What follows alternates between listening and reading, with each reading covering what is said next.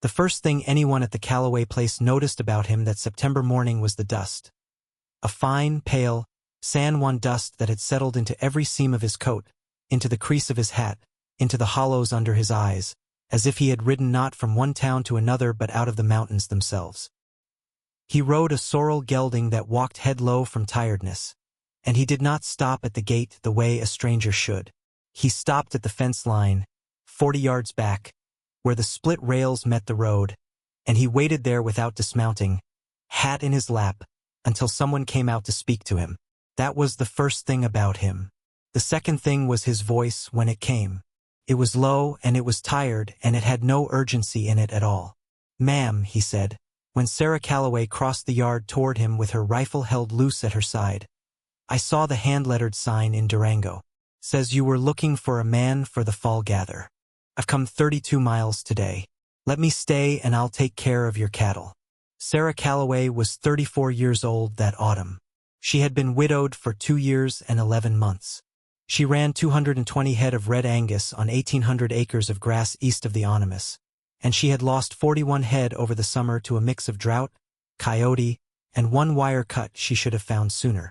Her father-in-law, old Rowan Callaway, 61 that spring, lived in the back cabin behind the main house and could still throw a saddle but could no longer swing up into it without a mounting block. Her boy, Wesley, was 9 and small for his age and quiet in the way a boy gets when the man in the house dies before the boy is done needing him. The three of them were the whole of the Callaway place, and they had been running it, more or less, on grief and stubbornness and the leftover instructions of a dead husband whose handwriting still filled the ledger on the kitchen table. She looked at the drifter for a long moment before she answered. She noted the dust and the tired horse, and the hat held not against his chest in a plea but flat on his thigh. Quiet, the way a man holds a hat when he is not trying to sell you anything. She noted that he had not crossed her fence line uninvited. "We can't pay much," she said. "I didn't ask what it paid," he said. "We can't pay much at all," she said, "and my father-in-law will want to know your name and where you've been, and my boy will want to know if you snore." Something moved at the corner of the man's mouth that might have been the beginning of a smile in a man less tired. "Ethan Locke," he said. "I've been most places between here and the Powder River. And I don't snore, ma'am, but I talk in my sleep sometimes about horses I used to know." She lowered the rifle then. She did not tell him he could stay. She said, "Come up to the porch. You can water your horse at the trough. Rowan will want to look at you." That was how he arrived. That is what he said, and that is what she answered, and that was how a stranger in a dust-pale coat came to the fence line of the Callaway place on the 5th of September, in a year when the cottonwoods were already turning gold along the creek and the mountains behind the ranch were laying down the first hard blue of coming winter. It was not yet a story. It was only a man at a fence, asking to be let past it. Old Rowan looked him over on the porch for what felt like a long time and did not speak until the boy came out from the kitchen doorway to look too. Rowan had a way of taking the measure of a man that did not require questions. He watched how Ethan Locke stood on a porch, feet even, hands loose, not leaning on anything, and he watched how the tired sorrel gelding stood at the trough, not crowding the water, drinking in the patient long swallows of a horse that had been handled kindly for years. "You know your way around a rope?" Rowan said finally. "Some," Ethan said. "You know your way around a sick calf?" "Some." "You know your way around a woman's grief and a boy who doesn't talk?" Ethan Locke did not answer that one right away. He looked at Rowan, and he looked at Wesley in the doorway, and he looked past them at the fence line where he had waited, and then he said, "Quiet, I know how not to make it worse." Rowan Callaway nodded once, slowly, and said, "Bunkhouse is the small building west of the barn. Supper's at dusk. We'll see about the rest." They were going to refuse. That is the truth of it, and it should be said plainly here because the whole shape of what came after depends on it. Sarah had walked out to the fence line intending, gently but firmly, to send the man back to the road with a canteen full of water and directions to the Peterson place 10 miles south, where they were hiring in earnest. Rowan had come out onto the porch intending to back her up. They were 3 grieving people, running a ranch by memory and stubbornness, and they were not looking for a 4th ghost to feed. They were going to refuse. They were going to refuse until the calf. It was Wesley who found it, an hour before dusk that same first day, while Ethan Locke was still unsaddling his gelding in the shade of the barn. The boy came running from the near pasture with his face gone the wrong color. And he did not shout because he had not shouted for anything in almost 3 years. He simply came to a stop in front of his mother in the yard and said, "The little one. The one with the crooked ear. She's down." The little one with the crooked ear was a heifer calf, for months old, that Wesley had been quietly attached to since the spring branding. He had named her nothing because he had learned already not to name what could be taken, but he had walked out to the near pasture at dusk every evening to look at her, and Sarah had pretended not to notice and had loved him for it in a way she had never been able to say. Sarah went. Rowan came behind her at his slower pace, and Ethan Locke, who had heard the boy from the barn, came behind Rowan without being asked, wiping his hands on a rag as he walked. They found the calf on her side in the near pasture, breathing shallow, her stomach distended in the tight, drum-tight way that meant bloat, and Sarah dropped to her knees beside her because Sarah had lost 41 head that summer already and she knew what dusk bloat could do inside of 20 minutes. Ethan Locke did not ask. He set the rag on the ground, he knelt on the calf's other side, and he said, "Ma'am, trocar, if you've got one." "In the barn," Sarah said. "Left side, second shelf, red-handled." "I saw it," he said, and he was already going.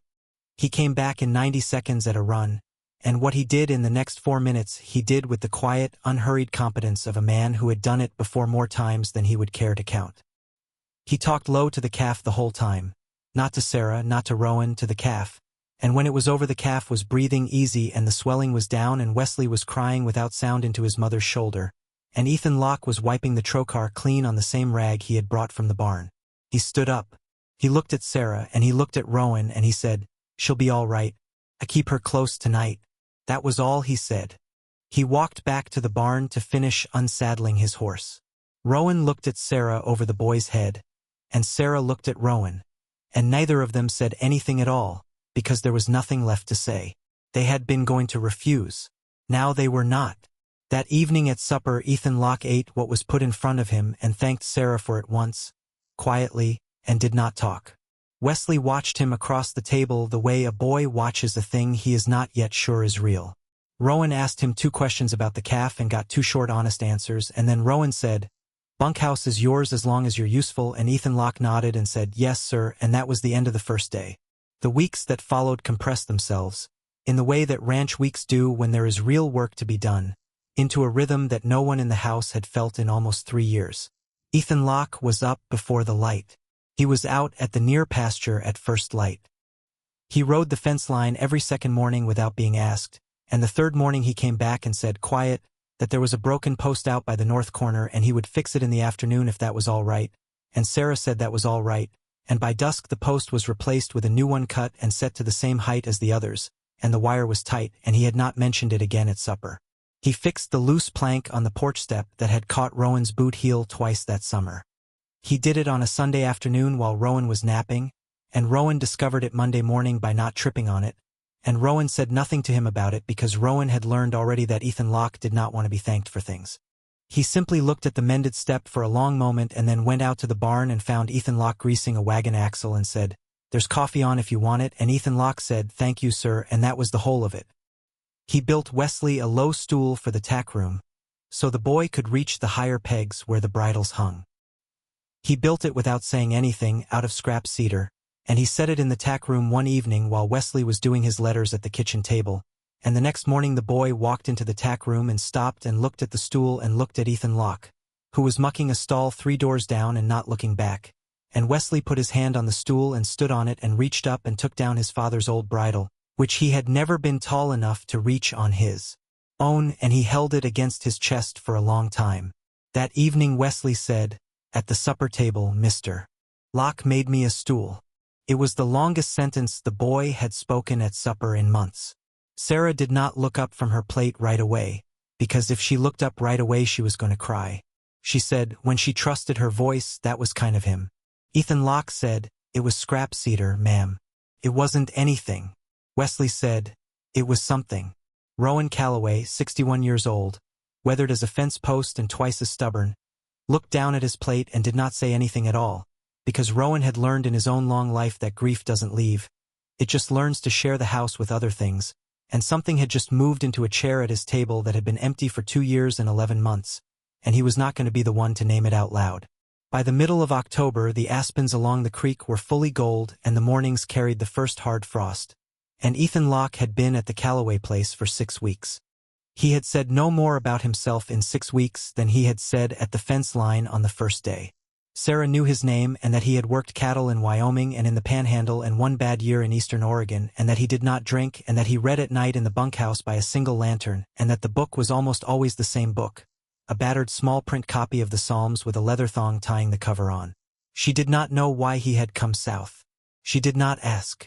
She did not ask because she had begun, without meaning to and without wanting to admit it to herself, to want him to stay past the fall gather. And she had a widow's understanding that a man who has not yet told you why he is drifting is a man who will drift again the moment you press him on it. So she did not press. She let him work. She watched him teach her boy how to coil a rope so that it would fall clean the next time it was thrown. And she watched him teach Rowan's arthritic hands a new way to tie a slip knot that Rowan's hands could still manage. And she watched him ride out at first light and come back at dusk with his hat lower over his eyes than it had been in the morning. And she did not ask. She was, for the first time in almost 3 years, letting a day end without dread. The trouble came when it came from the east. It came in the form of a man named Harlan Vance, who was 47 years old, well-dressed for the country, soft-spoken, and who owned the 2 sections directly east of the Callaway grass. He had bought them the previous winter from a family that had failed, and he had spent the summer expanding his fences west by increments of 10 and 12 feet at a time. And Sarah had let it go the first time and the second time because she had had 41 head to bury and a boy who would not speak and no one to ride the line with her. She had not let it go the third time. She had ridden out one afternoon in August, alone, and moved the offending posts back by hand with a shovel and a pry bar and blistered both her palms doing it. And she had ridden home without saying anything to Rowan about it, because Rowan's heart was not what it had been. Harlan Vance came to the Callaway porch on the last Tuesday in October. He rode up to the gate, not to the fence line, and he waited to be invited in, and he sat on the porch with his hat on his knee, and he was courteous the entire time. "Mrs. Callaway," he said, "I've come with what I believe is a fair offer." Sarah sat across from him with her hands folded in her lap. Rowan sat 1 chair over, quiet. Ethan Locke was in the barn, and he did not come out, because Ethan Locke had understood the moment he saw the second horse ride up to the gate that this was not his conversation to enter uninvited. Harlan Vance made his offer. He wanted the east 320 acres of the Callaway grass, the strip along his own new fence, at a price that was, he said, more than fair, more than the going rate, and he said it in the tone of a man doing a widow a kindness. He used the word fair 4 times in 6 minutes. He used the phrase in your best interest twice. He said at the end that he did not want to trouble her further, that he understood her situation, that his door was open whenever she was ready to talk sensibly, and he tipped his hat to Rowan and thanked Sarah for the coffee she had not offered him, and he rode away. Sarah sat on the porch for a long time after he was gone. Rowan sat with her. Neither of them spoke. The gold aspens moved in a low wind along the creek, and somewhere out past the barn a calf bawled once and was answered by its mother. And the mountains behind the ranch were laying down the second hard blue of the coming winter. Rowan said, "At last, he'll come back." Sarah said, "I know." Rowan said, "You gonna tell the man in the barn?" Sarah said, "No. Not yet. It's my fence."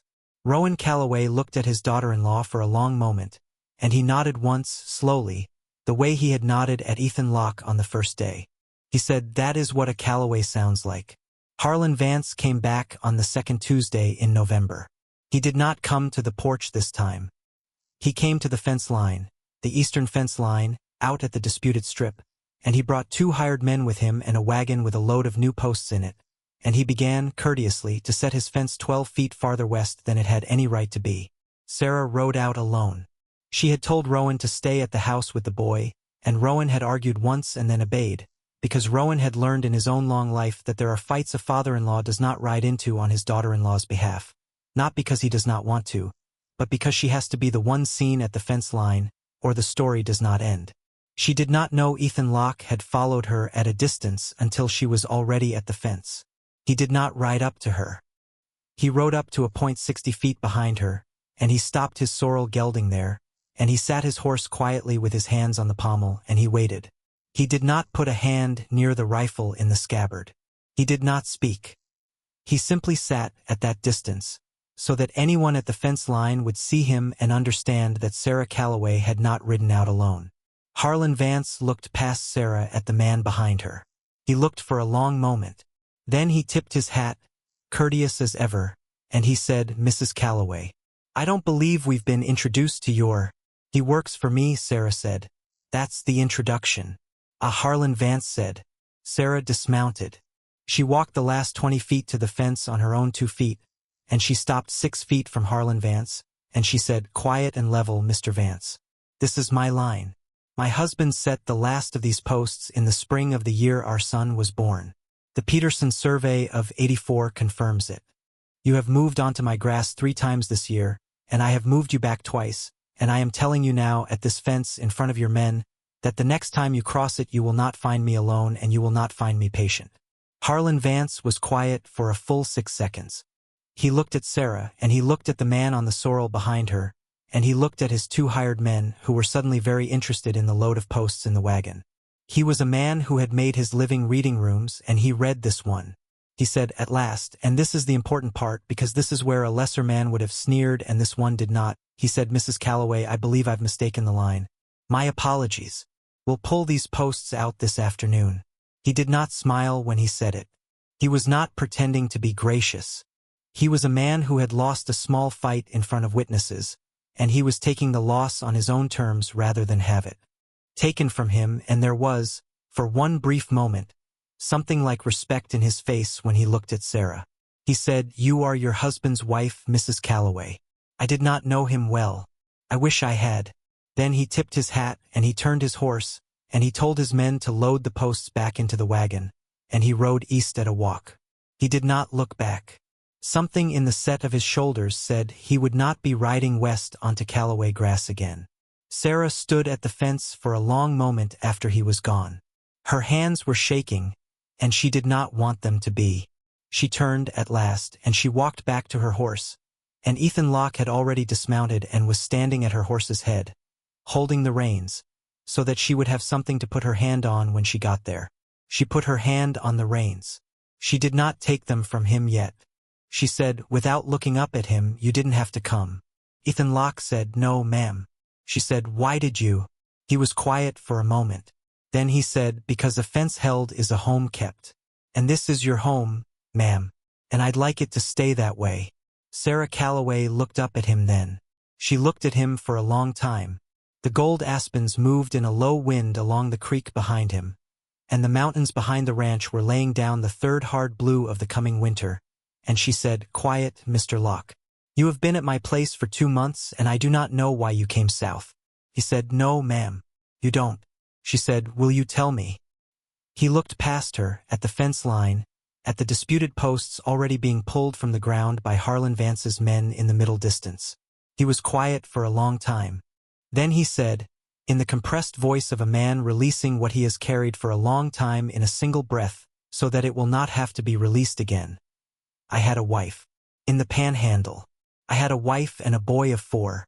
There was a fever came through the county in the spring of the year before last, and it took them both inside of a week, and it did not take me, and I have not been able to explain that to myself since. I have been drifting because a house without them in it is not a house. I saw the sign in Durango. I came because I have been looking, without knowing I was looking, for a place where I could be useful again. That is why I came south. That is all of it." Sarah Callaway did not say anything for a long time. Then she said, "Mr. Locke." He said, "Yes, ma'am." She said, "The bunkhouse is cold in November. There is a room off the kitchen that used to be a pantry. It has a window that faces east. If you would like it, it is yours." Ethan Locke was quiet for a long moment. Then he said, "Ma'am, I would like it very much." He did not thank her. He did not need to. He handed her the reins of her horse, and he mounted his own, and they rode back to the house together in the low gold light of a November afternoon in the San Juan country.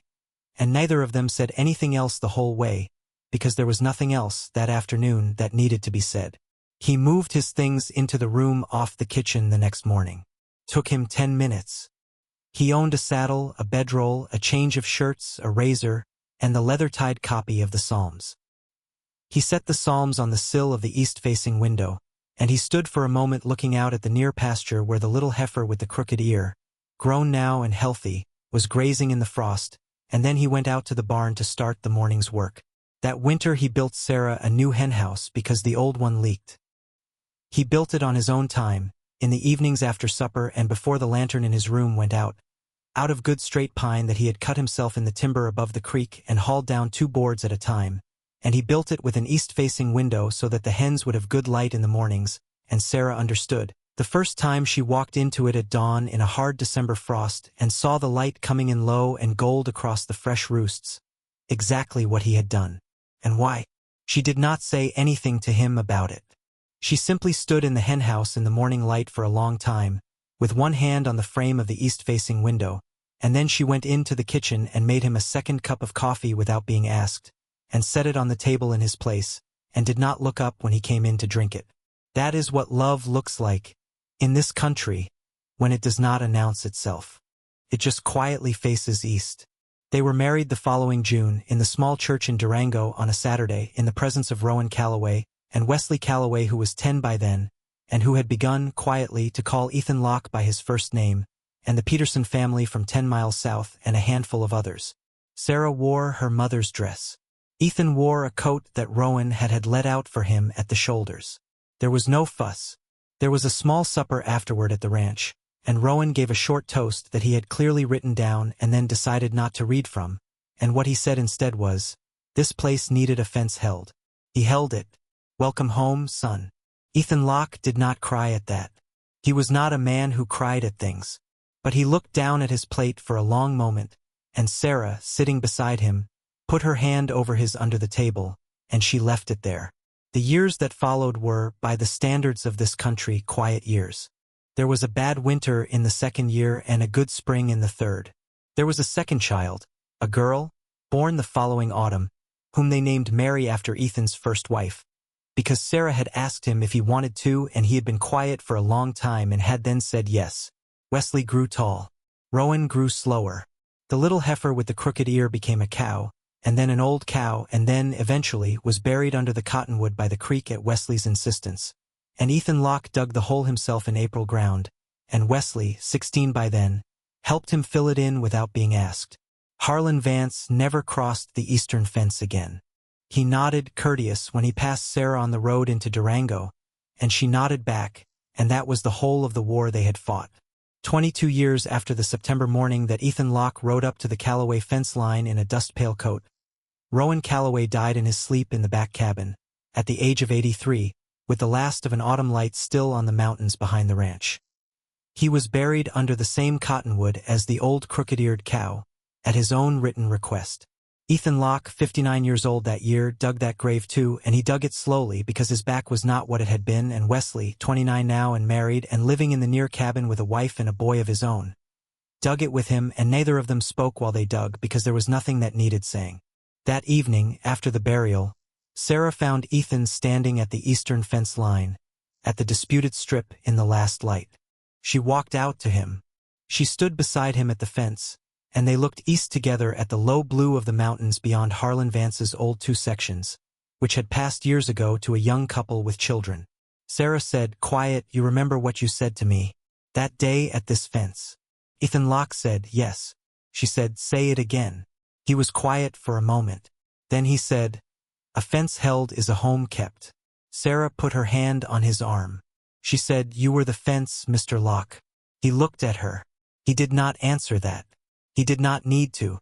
The last light was going off the mountains, and the aspens along the creek had turned gold again, as they did every autumn, and somewhere out in the near pasture a calf bawled once and was answered by its mother, and the drifter who had come to the Callaway fence line 22 years ago on a tired sorrel gelding and asked, quiet and tired, to be let past it, that drifter was home and had been home for a long time, and would be home for the rest of his days.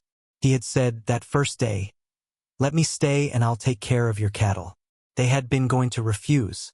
They had not refused, and every good thing that had come to the Callaway place in the 22 years since had come, in the end, from that unrefusal, from a boy who had come running with the wrong-colored face to say the little one was down, and from a stranger who had known, without being asked, where the trocar was on the second shelf.